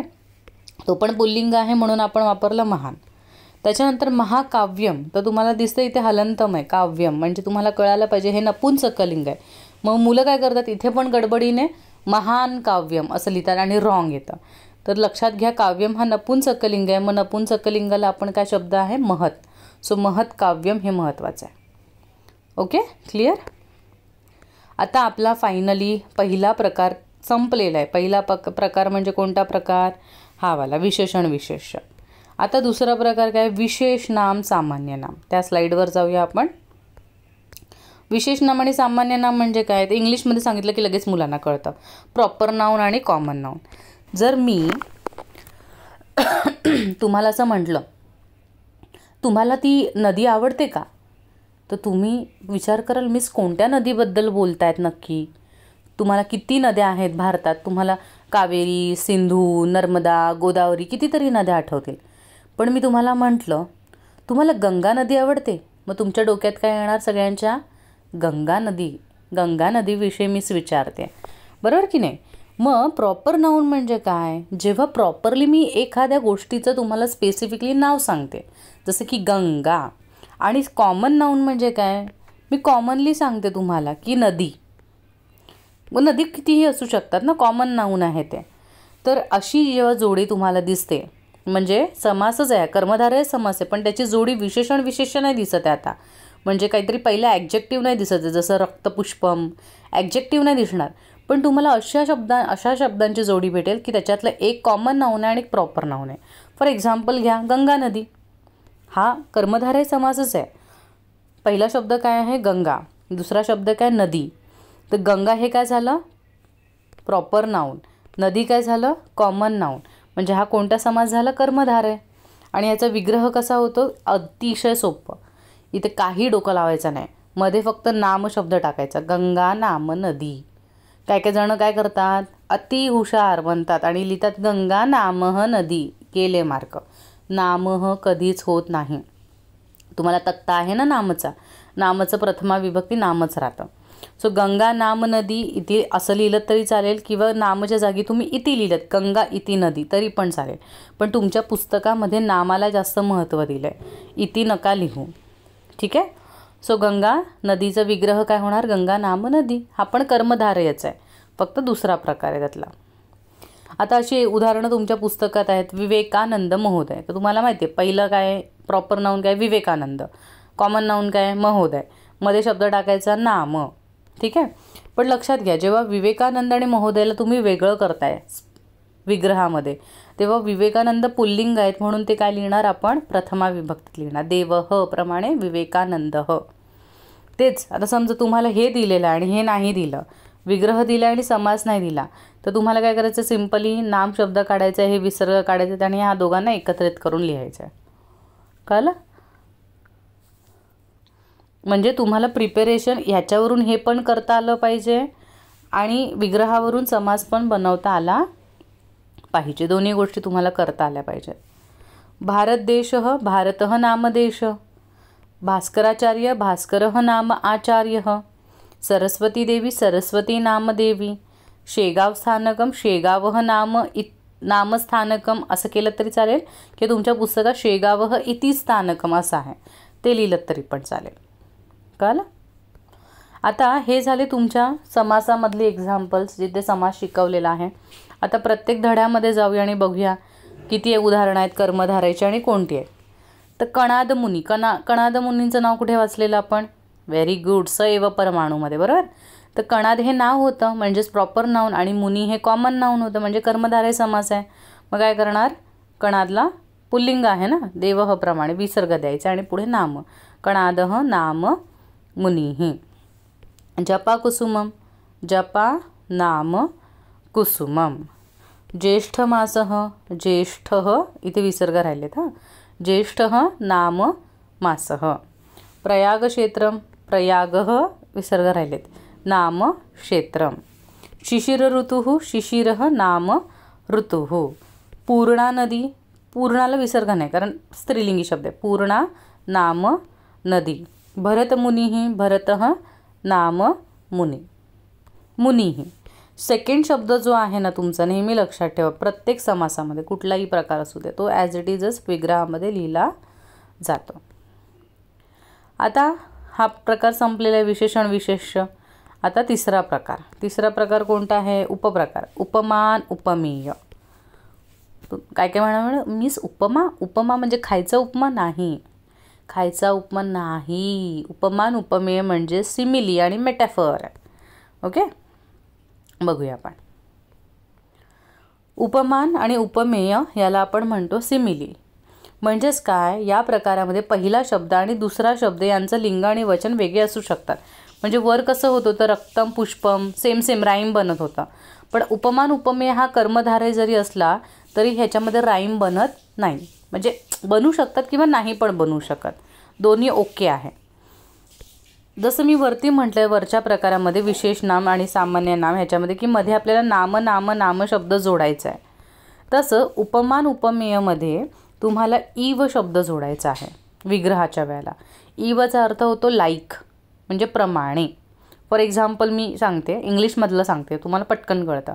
जसं आपण इंग्लिशमध्ये शिकतो ना, कोल्ड लाईक आईस म्हणजेच काय, बर्फाप्रमाणे थंड, बरोबर. तर म्हणजे आपल्याला काय म्हणायचं असतं, बर्फाप्रमाणे थंड म्हणजे बर्फाबद्दल म्हणायचं असतं का आपल्याला, नाही. आपल्याला अशा एका वस्तूबद्दल बोलायचं असतं जी बर्फाप्रमाणे काय आहे, थंड आहे. म्हणजे ज्या वस्तूचं मला सांगायचे आहे माहिती तुम्हाला, त्याचं डिस्क्रिप्शन देताना मी तुम्हाला सांगते अरे हे ना बर्फासारखं एकदम थंड आहे. ओके. किंवा तुम्ही इग्लूमध्ये वगैरे कुठे गेलात, स्नो किंगडममध्ये, अरे हे बर्फासारखं थंड आहे, एकदम थंडगार आहे. किंवा एक पाण्याची बॉटल, अरे बर्फासारखी थंडगार आहे. तर त्यामध्ये काय असतं, त्या वस्तूमध्ये आणि बर्फामध्ये एक कॉमन गुण असतो. कोणता? थंडावा. म्हणून आपण काय म्हणतो, लाईक शब्द वापरतो की कोल्ड लाईक आईस. तर लाईकला आपण संस्कृतमध्ये म्हणतो इव, आणि लाईकला म्हणजे बर्फाप्रमाणे, म्हणजे प्रमाणे आपण मराठीत म्हणतो. ओके. आता याचं बेस्ट एक्झाम्पल तुमच्या पुस्तकात दिलेलं आहे, मुखकमलम. एक्झाम्पल आहे ते मुखकमलम. मग 2 शब्द दिसतात, एक तर मुख आणि दुसरा म्हणजे कमल. तुम्ही म्हणाल की चेहरा आणि कमळ, तर विष्णूचं रूप एक्सप्रेस करताना, डिस्क्राईब करताना कवी असं म्हणतात की त्याचं जे मुख आहे, त्याचं म्हणजे विष्णूचं, ते कमळासारखं आहे. कळत आहे? म्हणजे कमळ आणि त्यांचा चेहरा सेम आहे का? नाही. पण कमळ जसं पिंकिश, बेबी पिंक कलरचं, व्हेरी सॉफ्ट, एलिगंट, ग्रेसफुल, तसा काहीचा चेहरा विष्णूचा आहे असं त्यांना सांगायचं आहे. म्हणजे सिमिलॅरिटी सांगायची आहे. ओके. आता आपण उदाहरणं बघूया जे आपल्या पुस्तकात आहेत. कर्पूर गौरह, 2 शब्द आहेत, कर्पूर आणि गौरह. तर आपण कर्पूर म्हणजे माहिती आहे ना, कापूर, जो आपण पूजाविधी करतो, व्हाईट गोरा रंगाचा असतो ना कापूर. गौर म्हणजे गोरा रंग. तर कर्पूर गौर कोणाला म्हणतात? माहिती असेल ना तुम्हाला श्लोक, कर्पूर गौरम करुणावतारम, माहिती आहे की नाही? कर्पूर गौर कोणाला म्हटलं जातं? शंकराला म्हटलं जातं. Very good. तुम्ही म्हणाल की पण मग कर्पूर गौर का बरं शंकराला म्हणतात? कर्पूर म्हणजे कापूर आणि गौर म्हणजे गोरा रंग. तर शंकर हे कसे आहेत? महादेव शंकर हे कसे आहेत? कापुरासारखे गोरे पान आहेत ते. तू म्हणाल मीस शंकर कुठे गोरे आहेत? शंकर तर निळे आहेत. आम्ही प्रत्येक सिरियलमध्ये बघितलं आहे, कार्टूनमध्ये बघितलं आहे, देवाचे फोटो आमच्या घरातले आहे ज्याच्यामध्ये निळा शंकर आहे, आणि तुम्ही म्हणता गोरा शंकर. तर हो, शंकर हे गोरे पान आहेत. पण त्यांचा जो कंठ आहे, जो गळा आहे, तो काळा निळा असा आहे. कारण त्यांनी विष प्राशन केलं होतं, विष प्यायले होते की नाही समुद्र मंथनाच्या वेळेला, म्हणून त्यांचा कंठ फक्त निळा आहे. पण ते का, कसं, ॲडव्हर्टिजमध्ये गडबड केली की कशामध्ये इन्फ्लुएन्स झाले आणि त्यांनी पूर्ण शंकरालाच निळा रंग करून दिला. पण निळा रंग म्हणजे तुम्ही कुठलंही पुराण वाचाल तेव्हा शंकराचं जे वर्णन आहे त्याच्यामध्ये तो निळ्या रंगाचा नाही आहे, तो कापुरासारखा गोऱ्या रंगाचा. आणि एक नॉर्मल तुम्हाला सांगते, आत्ताच्या काळातली मुलं आहेत म्हणून एक सायंटिफिक तुम्हाला गोष्ट सांगते जी तुमच्या मनाला 100% पटेल. नॉर्थन साईडला जे राहणारे लोक असतात, उत्तरेला राहणारे, हिमालयामध्ये, काश्मीरमध्ये, त्या साईडला राहणारे जे लोक असतात ती काळी असतात का सांगा मला? नाही. त्यांचा स्किन टोन काय असतो? गोरा असतो. का गोरा असतो? कारण तिकडचं हवामान तसं आहे. जेवढं तुम्ही थंड प्रदेशात राहता तेवढं तुमचा स्किन टोन हा फेअर होतो, गोरा होतो. मग जर शंकर कैलासावर राहत असतील तर ते काळे निळे असे असू शकतात का? नाही ना. म्हणून शंकराचं वर्णन करणारा त्याचंच हे नाव आहे कर्पूर गौर. ठीक आहे. कारण ते कापुराप्रमाणे गोरे आहेत. म्हणून प्रमाणे जिथे मी बोलते ना मराठीत, तिथे संस्कृतमध्ये तुम्हाला इव लिहायचं आहे, कर्पूर इव गौरह. ओके, समजले? नंतर दुसरा अजून एक वर्ड आहे घनश्याम. तर घनश्याम या शब्दामध्ये, घनश्याम कोणाला म्हणतो आपण? व्हेरी गुड, घनश्याम आपण कृष्णाला म्हणतो. तर घन म्हणजेच काय? तुम्ही म्हणाल मीच घन म्हणजे क्लाउड्स. पण क्लाउड पण कोणते क्लाउड? पावसाळ्यातले ढग. पावसाळ्यातले ढग कसे असतात? गोरे व्हाईट असतात कापसासारखे? नाही. पावसाळ्यातले ढग हे ग्रे कलरचे असतात, करड्या रंगाचे, काळ्या रंगाचे असे ढग असतात. तर श्रीकृष्ण जो आहे तो पण निळ्या रंगाचा दाखवतात, कार्टूनमध्ये पण निळ्या रंगाचा.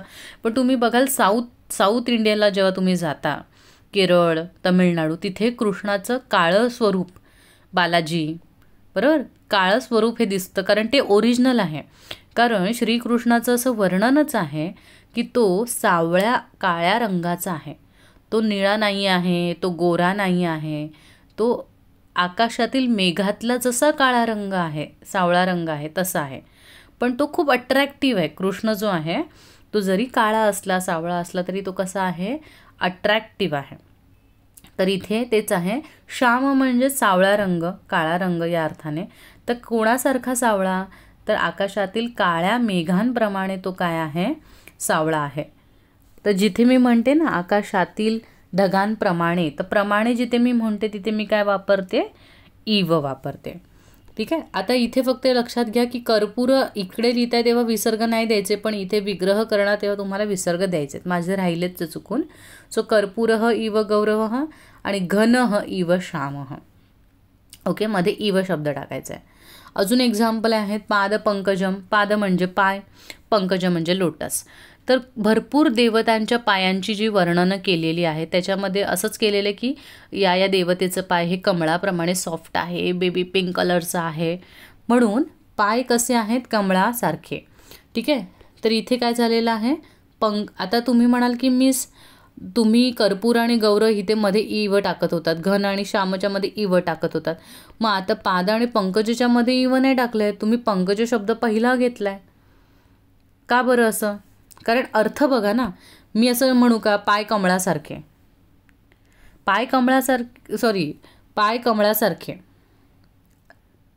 असं मला म्हणायचं आहे ना, की कमळ पायासारखं म्हणायचं आहे, कमळ पायासारखं नाही म्हणायचं आहे ना मला, किंवा पायासारखं कमळ असं म्हणायचं आहे का मला? बघा वरती काय मी म्हटलं, कापुरासारखा गोरा, घनासारखा सावळा. आता पायासारखं कमळ असं बोलणार का मी? नाही. मग तुम्हाला काय करायला लागेल, कमळासारखे पाय, म्हणून मी कमळ शब्द पहिला घेतला. पंकजम इव, आणि पाय किती असतात, एक असतात की दोन? दोन ना. मग जेव्हा विग्रह कराल तेव्हा व्यवस्थित लिहायचं पादव देवव प्रमाणे, पण जेव्हा समास कराल तेव्हा तुम्हाला काय करायचं आहे, पुन्हा नीटनेटकं करायचं आहे, पाद पंकजम. सो हे दोन्ही पण तुम्हाला पाठ करावे लागणार. मुख कमलम, आता पंकज कमल हे सगळे समानार्थी शब्द आहेत. पंकज म्हणजे पण लोटस, कमळ म्हणजे पण लोटस. सो मुख कमलम म्हणजेच काय, मुख कमळासारखं, म्हणून कमलम इव मुखम, कमळासारखं मुख. कमल कोमल म्हणजे कमळासारखं कोमल, मग कोमलम इव कोमलम, कमळासारखं कोमल. सुक्तीसुधा, आतापर्यंत आपण एवढं अरे सुक्तीसुद्धा पाठ झाली का, पण सुक्तीसुद्धा काय आहे, अर्थ माहिती आहे तुम्हाला? सुक्ती म्हणजे ओळी आणि सुधा म्हणजे अमृत, अमृतासारख्या ओळी. मग अमृतासारख्या म्हणजे मी सुधा शब्द पहिला लिहायला पाहिजे की नाही, आणि मग इव आणि सुक्तीही मतीही प्रमाणे. ठीक आहे, अमृतासारख्या ओळी. ते हे तुमच्या पुस्तकांमधलेच एक्झाम्पल्स आहेत, रट्टा मारून तुम्हाला व्यवस्थित पाठ करायचे आहेत, आले तर याच्यातूनच येणार. आता उपमान उपमेय म्हणजे मी तुम्हाला सिमिलीचे एक्झाम्पल सांगितले. सिमिली म्हणजे काय की जसं मी म्हणते कापुरासारखा गोरा, तर याचा अर्थ असं नाही ना की कापूर म्हणजे शंकर, कापूर is different thing, Shankar is different thing, पण त्या दोघांमधला कॉमन गुण आहे की गौरवर्ण म्हणजेच व्हाईट कलर. पण जेव्हा मेटाफर म्हणते, सिमिली नाही म्हणत, जेव्हा मी मेटाफर म्हणते तेव्हा तिथे थोडंफार नाही 100%. मग तुम्ही म्हणाल की एक्झाम्पल सांगा मिस, तर मी सांगते. Laughter is the best medicine, म्हणजे हसणं हेच औषध आहे. म्हणजे हसणं आणि औषध ह्याच्यामध्ये काही डिफरन्सच नाही आहे. तुम्ही हसा, that is a medicine itself, कळतं आहे? म्हणजे हसणं आणि औषध हे काही डिफरंट नाहीच आहे, ह्या दोन्ही गोष्टी सेमच आहेत. पण ते तसं वरती होत होतं का, जेव्हा मी म्हणत होते घनश्याम, ढग आणि कृष्ण सेम दिसत होते का, सेम होते का? नाही, त्यांचा रंग सारखा होता. ढग आणि कृष्ण दोन सिमिलर गोष्टी नव्हत्या. पण इथे नाही, हसणं म्हणजेच औषध आहे 100. हसण्यासारखं औषध वगैरे नाही, हसणं हे इटसेल्फ काय आहे, एक मेडिसिन आहे. सो तिथे आपण काय वापरत होतो, इव वापरत होतो की प्रमाणे. पण आता आपल्याला काय वापरायचं, एव. एव म्हणजे च मराठीतला. आपण बोलतो ना मला आईस्क्रीमच हवं आहे, मला स्ट्रॉबेरी आईस्क्रीमच हवं आहे, तर च मराठीतला म्हणजे काय करतो आपण, त्याला प्रेशर करतो की मला हेच हवं आहे. तसं आता तशी एक्झाम्पल्स किती आहेत, ते एवढीच एक्झाम्पल्स आहेत. विद्याधनम पहिला वर्ड विद्या, लास्टचा वर्ड धन. सो विद्या आणि धन काही वेगळ्या गोष्टी नाही आहेत. विद्या म्हणजेच धन, म्हणून विद्या एव धनम, एव टाकलंय बघा. गृहमंदिरम, घर आणि मंदिर दोन्ही वेगळ्या गोष्टी नाही आहेत. घर हेच मंदिर आहे, 100% हेच च वापरलं की नाही मी. सो गृहम एव मंदिरम. जेव्हा तुम्ही याला ब्रेक करणार तेव्हा गृहचं प्रथमा विभक्ती गृहम वनमप्रमाणे. मनोमंदिरम, तर मनची प्रथमा मी मगाशी सांगितली, मन स्टेबल आहे तर मनः प्रथमा. मनोमंदिरम म्हणजे मनः एव मंदिरम. संसार सागरः, संसारः इथे विसर्ग राहिला आहे. संसारः एव सागरः, संसार हा सागरच आहे. सद्गुण संपत्ती ही, सद्गुण तुमच्याकडे चांगले गुण आहेत तर तीच तुमची संपत्ती आहे. तर सद्गुण हे ॲक्च्युली एक गुण नसतो ना, सद्गुण म्हणजे अनेक गुण असतात, म्हणून त्याचं बहुवचन केलं आहे मी. सद्गुणा हा एव संपत्ती ही. तुम्ही म्हणाल मिस नाही पण आम्ही विसरलो, आम्ही सद्गुणच लिहून आलो, एकवचनच लिहून आलो. चालेल चालेल, मार्क देणार तुम्हाला. मानवता धर्म म्हणजे मानवता, ह्युमॅनिटी हाच तुमचा धर्म असला पाहिजे. ओके, सो मानवता एव धर्म